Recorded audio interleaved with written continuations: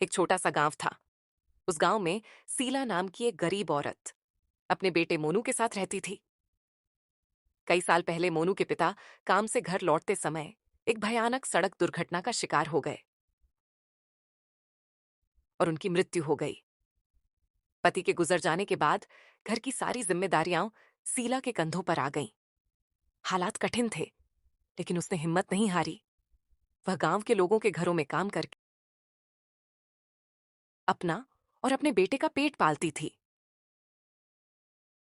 एक दिन मोनू ने अपनी माँ से कहा, माँ, आज आपके हाथ की लिट्टी चोखा बना दो ना। आपके हाथ का लिट्टी चोखा बहुत अच्छा लगता है। सुबह घर से निकलने से पहले सीला ने अपने बेटे को प्यार से सहलाया और बोली, मोनू, मैं कल तुम्हारे लिए अपने हाथ की लिट्टी चोखा जरूर बनाऊंगी।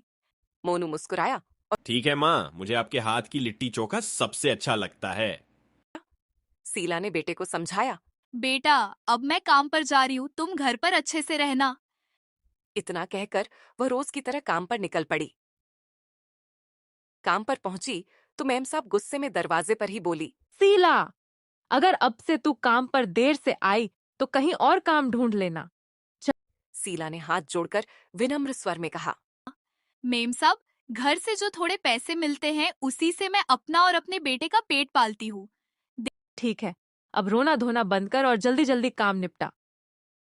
सीला चुपचाप सिर झुकाकर काम में लग गई। पूरा दिन मेहनत करने के बाद जब वह शाम को घर लौटने लगी तो मेम साहब ने जाते जाते कहा, राजमा चावल ले जा, घर जाकर खा लेना।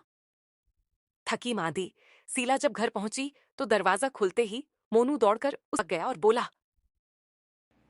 माँ, आप आ गईं। मुझे बहुत जोरों की भूख लगी है। भरी मुस्कान के साथ कहा, हाँ बेटा, देखो आज मैं तुम्हारे लिए राजमा चावल लाई हूँ। आओ दोनों साथ मिलकर खाते हैं। एक दिन सुबह सुबह मोनू ने कहा, माँ, आज मेरा जन्मदिन है। आज आप मेरे लिए लिट्टी चोखा बना दो ना। सीला ठिठक गई। उसने घड़ी की तरफ देखा और सोचा, काम का समय भी हो रहा है। अगर आज देर हो गई तो मलकिन बहुत डांटेगी। लेकिन मोनू की ये जिद भी कैसे तोड़ दूं? बेचारा कितने दिनों से मेरे हाथ का लिट्टी चोखा मांग रहा है। मोनू बार बार उछकर कह रहा था। माँ, बस आज के दिन बना दो ना, प्लीज। सीला का दिल पसीज गया। उसने जल्दी जल्दी आटा गूंथा और चूल्हे पर लिट्टी चोखा चढ़ा दिया। वह काम के डर से जल्दी जल्दी बनाती रही। मोनू खुश होकर पास बैठा देखता रहा, लेकिन खाना पूरा बनने तक काम का समय निकल गया। सीला ने मन में सोचा, देर तो हो गई, पर बेटे का मन तो पूरा हुआ। वह मोनू से बोली, बेटा, तू खा ले, मैं काम पर जाकर जल्दी लौटती हूँ। मोनू खाते खाते मुस्कुरा रहा था और माँ को देख रहा था।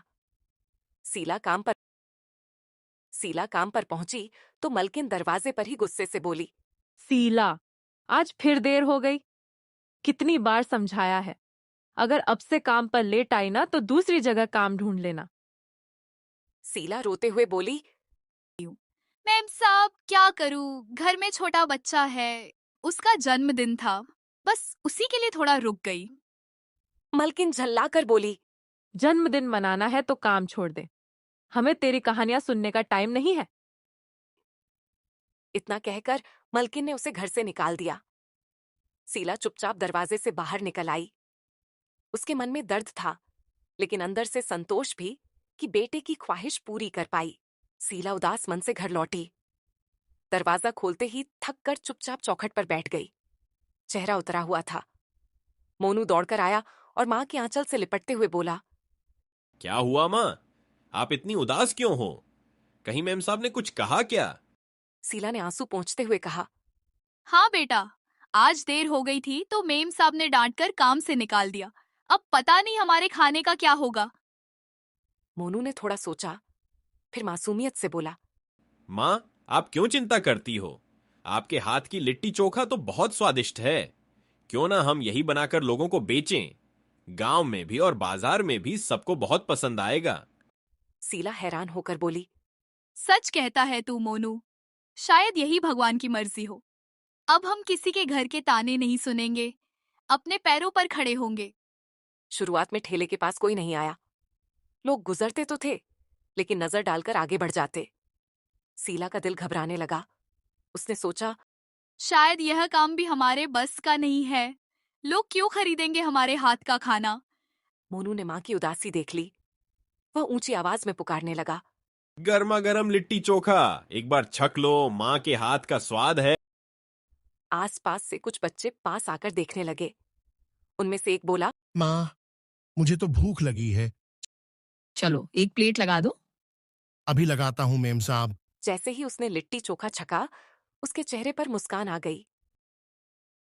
अरे ये तो सचमुच बहुत स्वादिष्ट है, बिल्कुल देसी स्वाद। धीरे धीरे और लोग पास आने लगे। कोई 2 प्लेट, कोई 4 प्लेट लेने लगा। देखते ही देखते पूरा ठेला खाली हो गया। सीला के हाथ में पहली बार अपने मेहनत की कमाई आई। उसकी आंखें नम हो गईं, लेकिन दिल में उम्मीद की नई किरण जग गई। मोनू खुश होकर बोला, माँ देखा ना, मैंने कहा था ना, आपके हाथ का जादू सबको भा जाएगा। अब हमें किसी की नौकरी की जरूरत नहीं। अपनी मेहनत और बेटे की हिम्मत से हम खुद अपनी दुनिया बना सकते हैं।